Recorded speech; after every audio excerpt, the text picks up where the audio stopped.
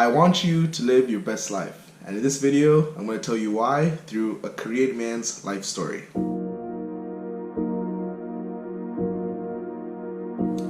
As most of you know, I've been living in South Korea for about 1 year now, and my teaching contract is coming up to an end.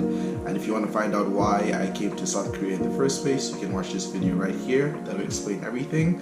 But in this video, I want to share a story about a Korean man that I met when I was at a restaurant with my friends. And so what happened was me and 3 of my friends went to some Chinese/Korean style restaurant, and we're having some drinks and some food, and then we're having a conversation, and what the conversation was about actually was about girls. And we're talking about how, you know, as guys, if you'd want to know what a girl's history has been with, you know, her relationships with men in the past, whether you'd want to know the number of people that she has been with, and you know, we obviously had varying opinions on that topic. So as we're having this debate, we're obviously going back and forth saying like, no, I would want to know how many people she's been with. No, I don't want to know how many people she's been with, because that doesn't matter. That I guess we have to be talking loud enough that one of the people in the restaurant could hear us and he could understand English. And so this man was probably in his 60s or so, late 50s, early 60s, and he was at the restaurant by himself.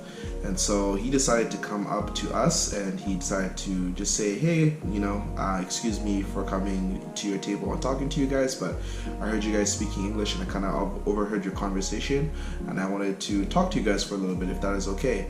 And so he said, yeah, sure, no problem, join us. So he proceeded to tell us, he's just like, hey, I kind of heard your conversation, like, to be honest with you guys, like, this stuff does not matter, there's more important things in life and whatnot. And he goes on to tell us, you know, a couple other things I'm not going to dive too into. But after having that conversation, he kind of, you know, wants to get to know us a little more, because we're in a small town in South Korea. We're not in Seoul, we're on the east side, and there aren't too many foreigners or English speakers around this area. So he asks, what are we doing there? And then he finds out we're all English teachers, and he's really happy. He's just like, wow, I'm, you know, really excited that you guys are doing this over here. Like, it's really great. Like, you guys have done something that not a lot of people would do. You're making a difference here. You know, you're helping all the students learn a new language, which is English, and it's really important in the world. And you're just really, really happy. And he wanted to get to know us more and talk more and talk more. And so we all decided to sit together at his table. He bought more drinks and he gave us more food, and we just started chatting the night away. So maybe about 45 minutes or to an hour of us talking, the conversation starts to change a little bit. He starts to, you know, I guess, you know, talk more personally, and he starts to share kind of his life story. And so he told us that, like, he used to live in America, and he has a daughter that lives in America, and his wife currently lives in South Korea with him. And so they have one child, and his wife unfortunately was diagnosed with a special type of cancer. And at the time when we're talking to him, so this was a couple months ago, he had said that his wife was actually in Seoul and you know, battling this cancer, and she was in the hospital hoping, you know, to recover from it. And so we obviously felt really, really bad and said, wow, like, that's a really, really terrible situation. And so he continues to tell us that he doesn't know if his wife is going to recover from this illness, and that his daughter that lives in America is also battling mental health issues, and she's suffering from depression. And he was saying that, like, he was afraid that his daughter was going to kill herself. And so recently, I can't remember how long ago he said it was, but he had, you know, traveled the world, or traveled Europe with his daughter, took her to many different countries, and I guess tried to seek her help. And, you know, he just wanted to, you know, make her life more exciting and do anything that, you know, she wanted, or to make her life more fulfilled.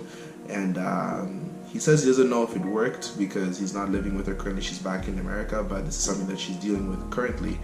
And the reason why I am sharing this story is not to dampen anybody's mood, but he had also told us that you know, you should enjoy life while you still can, because a lot of times we think that everything's going to go according to plan. You're young, you're in your 20s or your 30s, or maybe late 30s or 40s, and you have the idea that you've worked most of your life, or you're planning your retirement and you expect it to go a certain way, or you plan to have 3 kids, or whatever it is that your plans are in the future. You never know what life can do to you or what it can throw your way. And so he was sharing an example about this and how it's affected his life when he overheard us talking about this conversation with women and whatever, and stuff that was not necessary or useless or not useful to a relationship in the future, because you can see how this man's life is going. So it was pretty sad, like, when we were talking about this, and I said, you know what, like, you're totally right.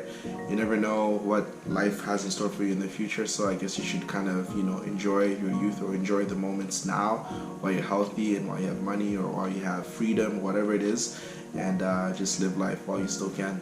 This year has been a lot of fun for me, and even though I'm saying I should live my best life and stuff, I want to continue living in South Korea. I made another video over here that explains why I'm leaving South Korea. But yes, I will be traveling to see some old family members that I haven't seen in 12 years in Zambia, so that's something I'm looking forward to. And leaving Korea has been bittersweet, but at the same time, there's some other things that I want to do in the future, so I don't want to stay here forever, because again, you never know what the future has in store for you. So there you go. That's my reasons why you should live your best life. And this is sharing a man's personal story, and hopefully it connects with you in one way or another. So thank you for watching this video. I will see you in the next one. Stay dreaming, stay chasing, and bye bye.